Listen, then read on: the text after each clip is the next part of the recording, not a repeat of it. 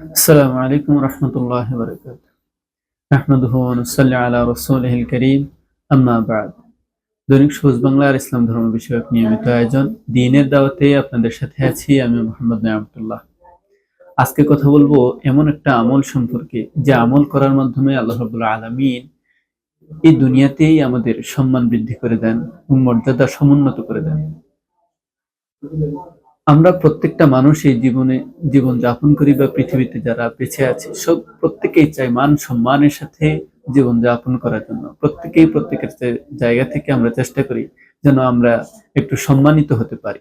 বা এই ব্যাপারে আমরা যারা মুসলমান মুমিন আছেন বা এমনিও যারা মানুষ আছেন সবাই প্রত্যেকেই প্রত্যাশা যেমনি করেন তেমনি আল্লাহ রাব্বুল আলামিনের কাছে দোয়া করেন যে আল্লাহ রাব্বুল আলামিন যেন আমাদেরকে মান সম্মানের সহিত জীবন যাপন তৌফিক দান করে এই বিষয়টা।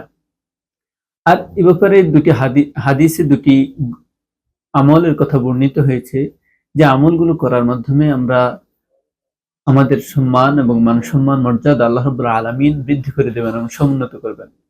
আবু হুরায়রা রাদিয়াল্লাহু তাআলা আনহু থেকে বর্ণিত রাসূল সাল্লাল্লাহু আলাইহি ওয়াসাল্লাম বলেছেন যে যে ব্যক্তি ক্ষমা করে, ক্ষমা পোষণ করে বা এরকম ক্ষমার মানসিকতা রাখে আল্লাহ রাব্বুল আলামিন তার মর্যাদা বৃদ্ধি করে দেন। এবং যে ব্যক্তি আল্লাহ রাব্বুল আলামিনের সন্তুষ্টির উদ্দেশ্যে বিনয়ী হন, বিনয় অবলম্বন করেন আল্লাহ রাব্বুল আলামিন তার মর্যাদা সমুন্নত করেন। এই ইসলাম মহানুভবতার ধর্ম। ইসলাম আমাদেরকে মানবিকতা শিক্ষা দেয়। আর রাসূল সাল্লাল্লাহু আলাইহি ওয়াসাল্লাম ছিলেন মানবতার শ্রেষ্ঠ শিক্ষক।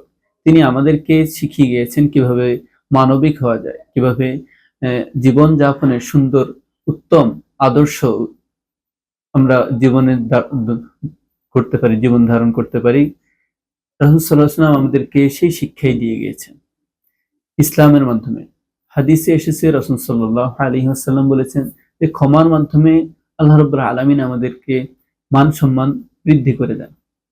সেটা কিভাবে? সেটা হলো আমরা দুনিয়ায় চলাফেরার ক্ষেত্রে বিভিন্নভাবে অনেকের দ্বারা বা কষ্ট পেয়ে থাকি বা অনেক কথায় বা কাজে যেটা আমরা দুঃখ পেয়ে থাকি। আর অনেক ক্ষেত্রে আমরা ঝগড়া বিবাদে লিপ্ত হয়ে পড়ি।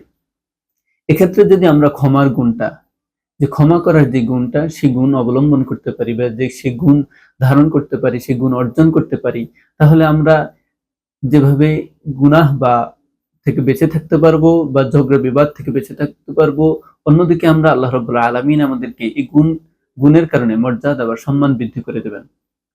হাদিসে এই বিষয়ে বলা হয়েছে যে আমরা যদি কারোর কাছ থেকে কষ্ট পেয়ে থাকি আমরা যেন তাকে কোনো প্রতিশোধ বা প্রতিবাদ না করেই ক্ষমা করে দিই।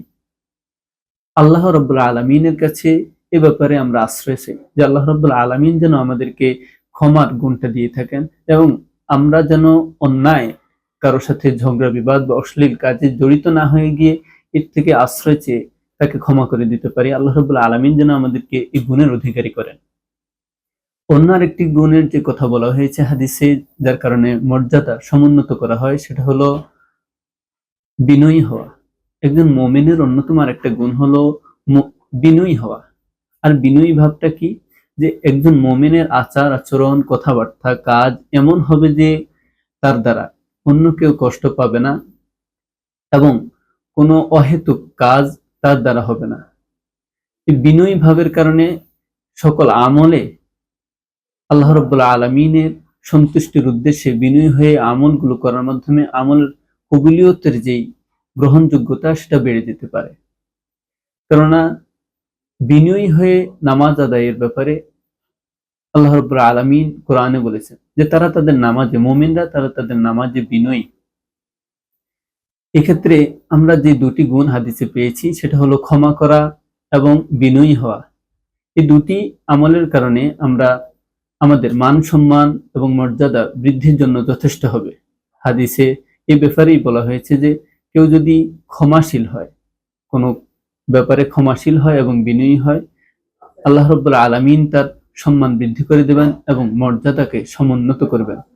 আল্লাহ রাব্বুল আলামিন আমাদেরকে এই ক্ষমা এবং বিনয়ী হওয়ার তৌফিক দান করুক এবং সকল বিষয়গুলো জেনে বুঝে ইসলামী শরিয়া সম্মত অনুযায়ী আমল করার তৌফিক দান করুক। ওয়া মা আলাইনা ইল্লাল বালাগ। আসসালামু আলাইকুম ওয়া রাহমাতুল্লাহি ওয়া বারাকাতুহু।